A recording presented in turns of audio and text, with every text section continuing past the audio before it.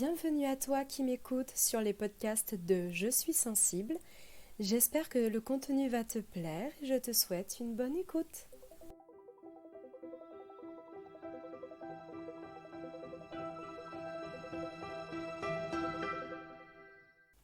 Hello mes papillons, ça y est, j'ai retrouvé ma voix. Ça y est, ça fait quelques jours que je peux enfin parler correctement. Bon, j'ai encore un petit peu la voix rock et tout ça, mais c'est déjà pas mal, je la retrouve. Donc je peux enfin enregistrer le podcast que je voulais faire depuis un bout de temps, donc c'est celui sur la fibromyalgie. Euh, je précise que je ne suis absolument pas experte dans le thème, c'est juste que comme je suis atteinte de cette maladie, je me renseigne comme je peux et voilà, je vais essayer de vous transmettre pas forcément tout ce que je sais parce que tout ce qui est termes médicaux et tout ça, je suis absolument pas calée dedans, même si je le comprends à peu près, donc je préfère pas trop m'étaler sur le sujet, mais voilà, je vais vous parler, faire une petite définition un petit peu de ce que c'est et comment moi je le vis. Et, euh, et si le podcast n'est pas trop long, je pense que je vous ferai une partie aussi sur ce que je fais au quotidien pour justement soulager mes douleurs et essayer de passer la journée sans être au fond de mon lit à me bourrer de médicaments. Donc déjà, la fibromyalgie, c'est quoi? C'est une affection chronique caractérisée par des douleurs diffuses, persistantes, souvent associées avec une fatigue intense, ce qu'on appelle de l'asthénie, des troubles du sommeil, de la concentration, de la digestion, etc. etc. Ces symptômes ont pour conséquence en fait une diminution de la capacité à effectuer les actes de la vie quotidienne. Rappelez-vous, j'ai fait un podcast Être Spoonie où je parle de la théorie des cuillères. Et bien en fait, c'est un peu le même principe. Pour le coup, la fibromyalgie rentre complètement là-dedans, c'est-à-dire que en fait, l'énergie vitale, le, la motivation, les humeurs sont extrêmement influencées par la maladie et du coup, il y a des jours où, au lieu d'avoir les 12 cuillères, donc la pleine énergie qu'une personne entre guillemets saine a, il y a des jours, par exemple comme aujourd'hui, où je sens que j'ai sur les 12 cuillères, je suis même pas à la moitié. Je dois avoir peut-être 5 cuillères maintenant que je me suis habillée et que j'ai fait mon yoga, ouais. Je dois avoir 5 cuillères à ma possession. Il est 9h47 du matin et je dois enchaîner ma journée de travail après. Donc je vous laisse imaginer un peu ce que ça va donner. Mais bon, c'est bientôt le week-end. On est vendredi et il me tarde qu'une chose, c'est d'être en week-end. Bref, je me perds. Donc voilà, donc tous ces symptômes de la fibromyalgie en fait diffèrent d'une personne à l'autre. C'est pour ça qu'on ne peut pas dire qu'il y a... Enfin, c'est pour ça en fait que c'est pas facilement décelable, que les médecins mettent énormément de temps à le diagnostiquer parce qu'en fait, il y a à peu près, l'association SOS Fibromyalgie a fait un gros topo, mais n'a pas pu recenser tous les symptômes, a fait un gros topo de 100 symptômes, à peu près caractéristiques. Tout le monde n'a pas les 100 symptômes, tout le monde n'a pas la même impression de la maladie, chacun la vit différemment parce que personne n'est sensible à la douleur de la même façon. Euh, Et puis moi par exemple, je suis atteinte du syndrome de l'intestin irritable, comme je vous l'ai déjà dit. Et en fait, ce syndrome-là, maintenant, après avoir lu un livre qui s'appelle La fibromyalgie, le grand livre de Marie Borel, je me rends compte que le syndrome, le syndrome de l'intestin irritable fait partie de la fibromyalgie. En fait, c'est la fibromyalgie qui m'a déclenché cette maladie et pas l'inverse, comme je le pensais jusqu'à présent. Mais ça, je vous en parlerai un peu plus tard. Donc voilà, donc l'association SOS Fibromyalgie a recensé à peu près 100 symptômes. J'essaierai de vous mettre dans la barre de description le lien du site parce que je ne vais pas tous les énumérer. Il y en a beaucoup qui se ressemblent mais qui au final sont assez différents. Donc si vous êtes curieux, je vous laisserai aller lire la liste parce que concrètement, si je la détaille ici, je pense que je vais me déprimer et je vais vous déprimer avant la fin du podcast. Et c'est pas le but. Là, j'ai juste envie de vous informer sur ce que c'est et de partager mon vécu là-dessus, puisque au final, je crois qu'on est, j'ai pas envie de dire de bêtises, mais je crois qu'on est 9% de la population européenne à être atteinte, et en fait, on est très très peu à être vraiment diagnostiqué correctement. Surtout que la fibromyalgie est reconnue depuis 2009 par l'OMS, l'Organisation mondiale de la santé. Par contre, en France, une grande partie du corps médical en fait ne la reconnaît pas en tant que maladie, mais plutôt en tant qu'affection ou en tant que syndrome. Parce qu'en fait, les symptômes sont tellement différents les uns des autres que la maladie a tellement de facettes que pour eux, en fait, c'est pas vraiment diagnosticable en tant que maladie. Voilà.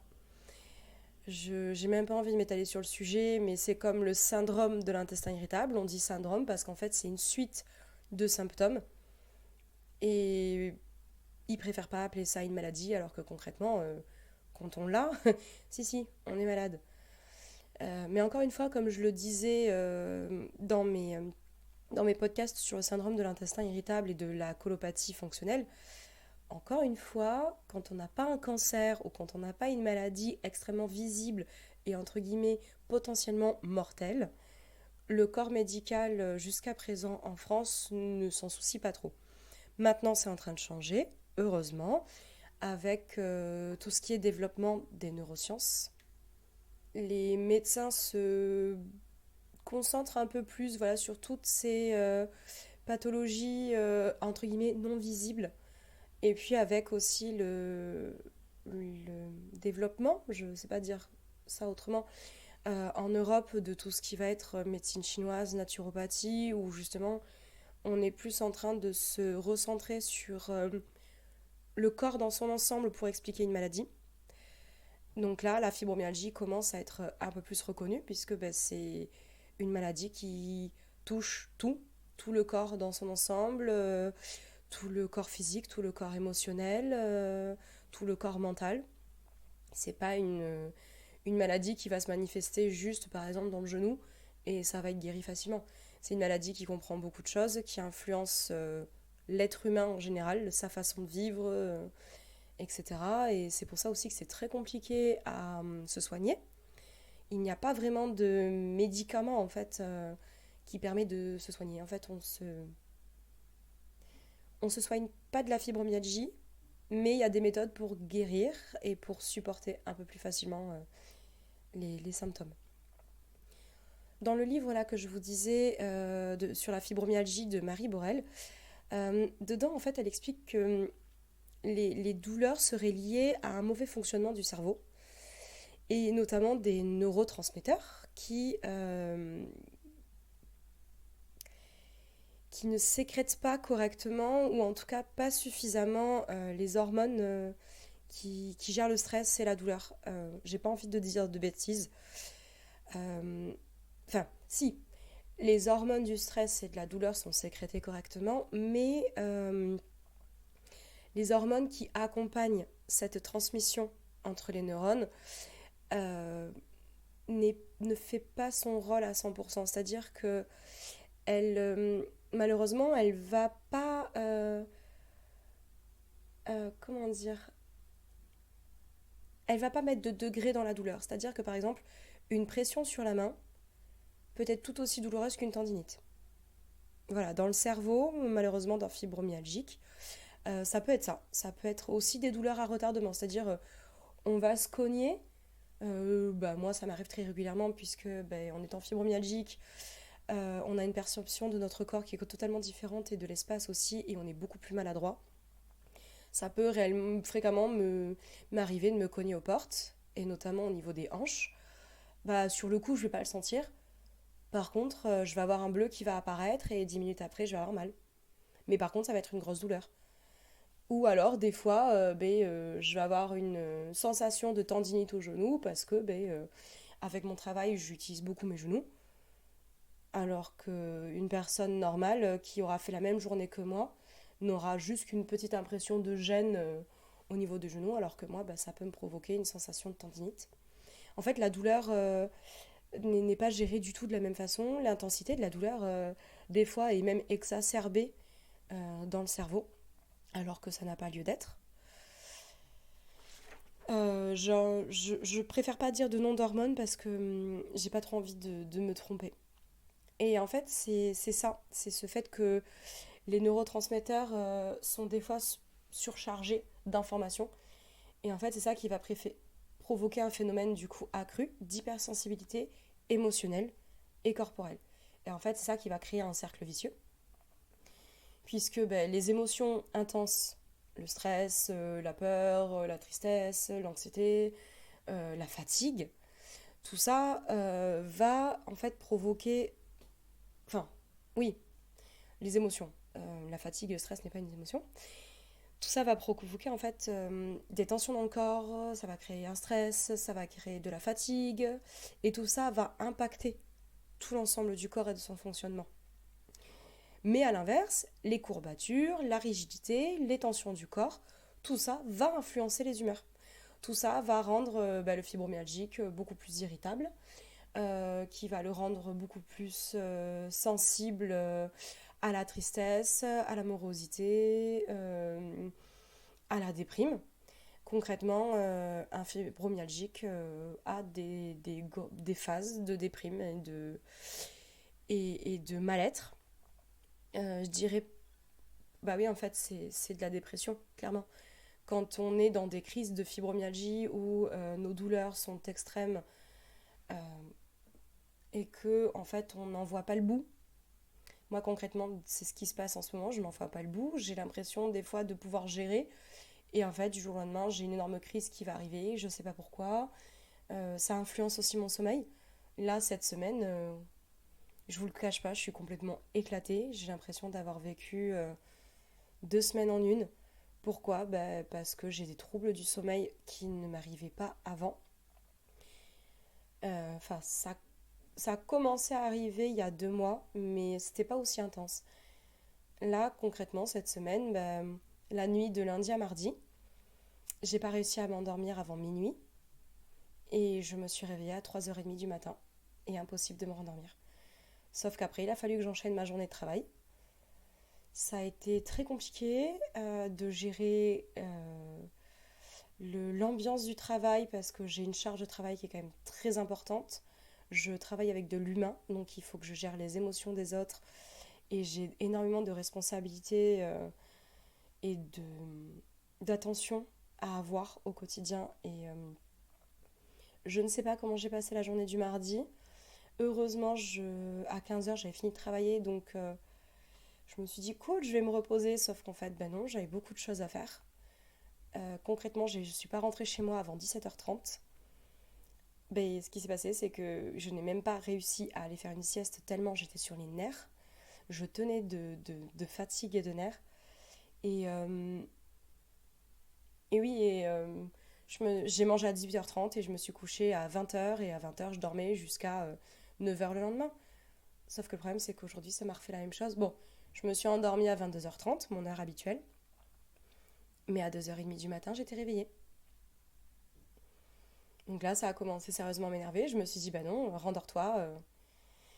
Donc j'ai essayé les techniques de respiration, la méditation, la relaxation. Non, non, quand le mental et la petite Josiane sont là, c'est très compliqué. Et surtout qu'en fait, c'est la deuxième fois de ma vie que je vis ça. L'impatience dans les jambes. C'est horrible. J'avais concrètement l'impression d'avoir quelque chose qui m'oppressait les jambes et que je devais absolument bouger pour enlever cette sensation. Donc je me suis levée et je me suis dit, bah tant pis, j'ai mon podcast à faire, je vais le faire. À 3h30 du matin. En fait, une fois que je me suis levée, je n'arrivais plus à rien. Je n'arrivais pas à tenir debout, j'avais la tête qui tournait, mon corps était très fatigué, donc bah tant pis, j'ai pris des médicaments, des plantes euh, pour m'endormir. J'ai mis 1 heure de plus à m'endormir, mais 1h30 de plus, parce que concrètement, je crois que je me suis endormie à 4h30 ou 5h du matin, et je me suis réveillée à 8h30. Donc autant vous dire que la nuit a été très compliquée, et, et là je le ressens, et le temps aussi.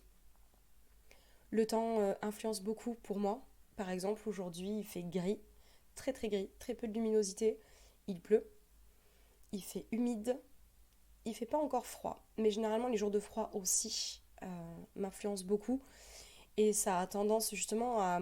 en fait, ça me fait un peu penser à des rhumatismes parce que pour le coup, ça joue beaucoup sur mes articulations. Je craque beaucoup plus facilement quand je bouge. J'ai l'impression de peser 10 tonnes et je me sens extrêmement raide, courbaturée et j'ai pas envie. Voilà, le moral n'y est pas du tout. J'ai qu'une envie, c'est de retourner dans mon lit ou de me caler sur le canapé avec un bouquin et de plus bouger. Bah non, en fait, on est vendredi et j'ai ma journée de travail à faire et je finis à 19h. Mais c'est pas grave. Je commence qu'à 11h45, j'ai le temps de me détendre. Voilà, et au contraire, justement, je le sens les jours où, même en hiver, quand il fait beau, bah là, par contre, j'ai une meilleure humeur. Même si le froid joue un petit peu sur mon corps, j'ai le moral, j'ai envie de bouger, j'ai envie de faire plein de choses. Quand il fait plus chaud, je parle pas de canicule, quand il fait plus chaud, comme bah, il a fait ce week-end, il a fait super beau, je me suis calée au soleil et en fait j'avais l'impression de recharger les batteries. Et je sais que concrètement c'était le cas. J'ai fait le plein de soleil, de vitamines, de tout ce qu'il faut et dans la journée ben, j'ai envie de faire plein de choses. J'ai fait le ménage dans mon appart, j'ai rangé, j'ai fait le tri dans mes affaires, j'ai mis de la décoration au mur, j'ai eu envie en fait d'avoir un renouveau chez moi. Alors que ça, les jours de pluie, ben là, je suis censée passer aspirateur, je peux pas.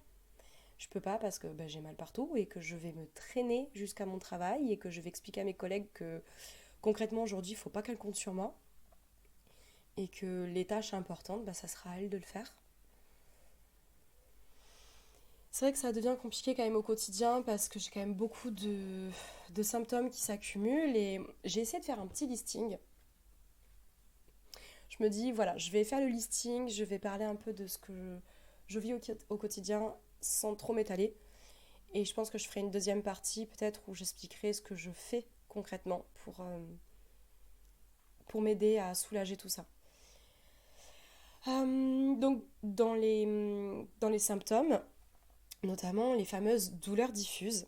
Ce qu'on n'explique pas en fait, c'est que les douleurs diffuses, par exemple, ça peut être une pression au genou, une pression au coude, une sensation de contracture musculaire. Par exemple, actuellement, je peux vous dire que j'ai l'impression d'avoir les cervicales bloquées, alors que je sais que c'est pas le cas puisque je bouge très bien la tête. J'ai l'impression que j'ai une pointe sous l'omoplate droite. J'ai tout le côté droit du dos. J'ai l'impression que j'ai une énorme courbature. Euh, Au niveau de ma respiration, c'est pas de l'asthme parce que je fais de l'asthme habituellement. Je sens que j'ai une pression au niveau de la cage thoracique. Et en fait, je sens que j'ai quelque chose qui est bloqué. Et si je fais de trop grandes inspirations, ça me tire juste en dessous des seins, sur toute la cage thoracique là. J'ai l'impression qu'on me déchire les muscles. J'ai très mal à ma tête. Aujourd'hui, c'est une horreur. J'ai l'impression qu'on me plante une pique juste au-dessus de l'œil droit. Et le problème, en fait, c'est que dès que je bouge les yeux, mais ça, c'est la première fois que ça m'arrive, dès que je bouge les yeux, ça me tire comme si on était en train de me tirer sur le muscle oculaire. Comment vous expliquer qu'il faut que je tienne ma journée comme ça avec énormément de bruit. Donc dans mon travail, on est à 85 voire 100 décibels dans la journée. Et j'ai l'impression déjà qu'on est en train de m'écraser le crâne, alors que concrètement, il n'y a pas de bruit autour de moi. Donc comme je vous l'expliquais, j'ai le syndrome de l'intestin irritable, mais j'ai aussi des fois des sensations, parce que je ne l'ai pas, des sensations de syndrome du canal carpien. C'est-à-dire que des fois j'ai des courbatures dans mes mains, je ne peux plus rien tenir, je n'ai plus d'appréhension correcte, c'est-à-dire que je peux tenir un verre et le lâcher parce qu'en fait je n'ai plus de force. Parce que tenir un verre ça me fait mal, parce que ouvrir une bouteille ça me fait mal, tenir un crayon et écrire ça me fait mal. Comme je vous l'expliquais aussi un petit peu avant, je ne sais pas si vous vous en souvenez, je parlais de craquement. C'est-à-dire que je peux bouger l'épaule, ça va craquer. Je vais ouvrir le bras, ça va craquer. Je vais marcher, je vais craquer des hanches, je vais craquer des genoux, je vais craquer des pieds. Je craque des cervicales très régulièrement. Ce qui me provoque aussi des tensions au niveau de la mâchoire. Et là, je fais tout pour éviter une luxation. Parce que ça m'arrive de plus en plus en ce moment d'avoir des luxations de la mâchoire. parce qu'à force d'avoir des tensions au niveau du cou, je serre les mâchoires. Et ça me provoque du coup ce qu'on appelle du bruxisme. C'est-à-dire que pendant la nuit, même si je grince pas des dents, je serre énormément des dents. Et ça va me fatiguer les muscles et ça va les contracter. J'ai beaucoup de pertes d'équilibre. Comme je vous disais, je suis assez maladroite. Je me cogne très régulièrement. J'ai des bleus aussi qui apparaissent sur le corps. Sans forcément parce que je me cogne, mais parce que tout simplement parce que le corps est sous tension. Et j'ai découvert depuis peu que ça fait partie de la maladie. Et, et, euh, et en fait, je me rends compte que les bleus qui apparaissent comme ça, en fait, ça fait des années. Quand je fais le listing de tous euh, les symptômes que j'ai et que je le compare avec ce qui est dit dans le site SOS Fibromyalgie et dans ce qui est dit dans le livre La fibromyalgie, le grand livre de Marie Borel, en fait, c'est là que je me rends compte que ça fait probablement au minimum, et je mesure mes mots quand je le dis, au minimum 10 ans que j'ai la fibromyalgie sans le savoir. Parce que les céphalées, comme je vous les explique, ça fait 10 ou 11 ans que les premières sont apparues. Et je m'étais inquiétée parce que je me demandais si c'était pas une tumeur que j'avais, tellement j'avais mal, que ça, c'était pas des migraines. Parce que j'ai eu beau prendre des médicaments contre la migraine, ça ne me soulageait absolument pas. Le Doliprane et l'ibuprofène ne me soulagent pas non plus. En fait, il n'y a rien qui me soulage les douleurs de migraine comme ça. Il faut juste que j'attende que ça passe. Et, euh, et en fait, j'avais passé des scanners, j'avais passé des IRM et il n'y avait rien qui s'était révélé.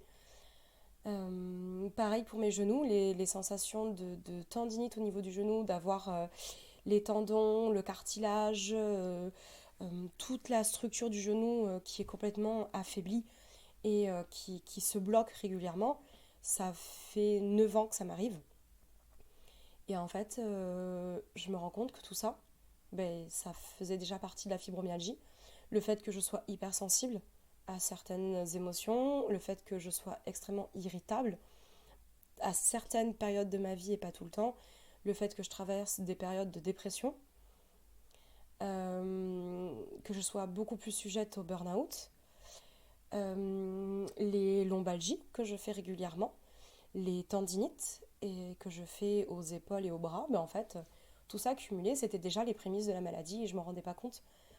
Et je me dis, mais bordel, ça fait 10 ans que je vais voir des médecins différents, ça fait 4 ou 5 ans que je suis atteinte de syndrome de l'intestin irritable et il n'y en a pas un qui a été foutu de me dire, allez vous faire tester pour la fibromyalgie. C'est quand même fou. Bon, c'est pas grave, c'est comme ça, je suis pas la seule, on est des milliers dans ce cas-là. Et qu'est-ce que vous voulez qu'on fasse? Malheureusement, à part se mettre dans des associations et en parler autour de nous et sensibiliser au maximum, malheureusement, il n'y a rien à faire. Et c'est pour ça que je fais ce podcast. Il est hyper important en fait que la maladie commence à se faire reconnaître, que les gens se battent en fait contre les médecins parce que de leur dire mais faites-moi les tests en fait, ça coûte rien de faire des tests contre la fibromyalgie, d'aller passer des scanners, d'aller passer des radios.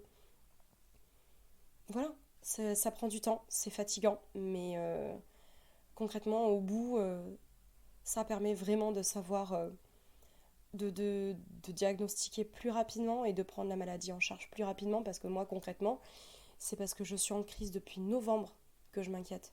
Vous imaginez avoir des douleurs intenses depuis novembre et de continuer à vivre votre journée au quotidien, de ne pas être du tout reconnu pour le moment comme personne handicapée, de ne pas avoir d'aménagement de poste parce que vous n'êtes pas travailleuse handicapée.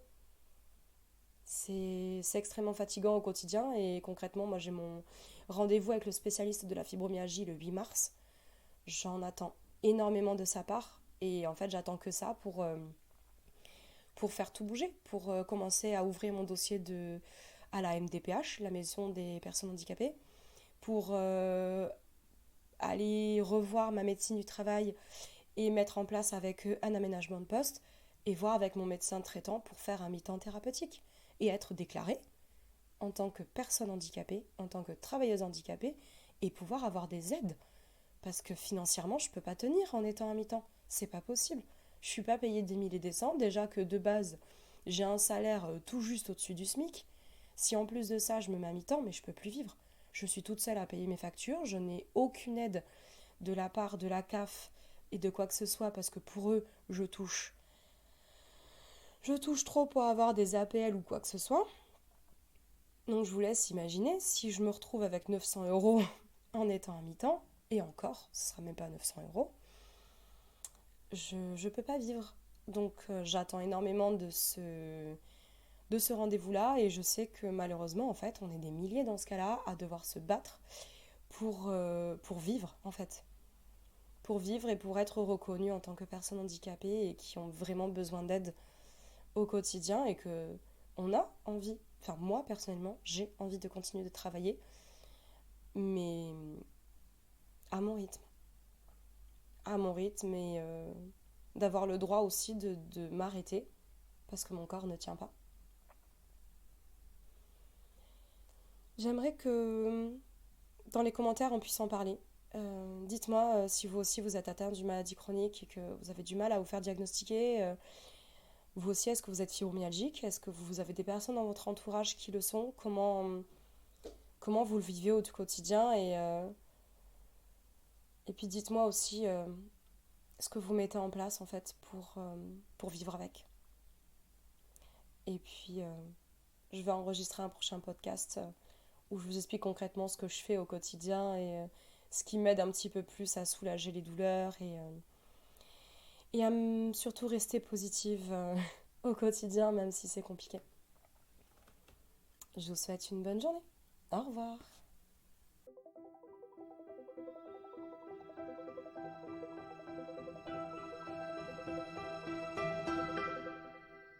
Je te remercie sincèrement pour ton attention. Tiens, dis-moi en commentaire, est-ce que ce podcast t'a plu ou ne t'a pas plu? Abonne-toi aussi à ma chaîne et n'hésite pas à la partager autour de toi.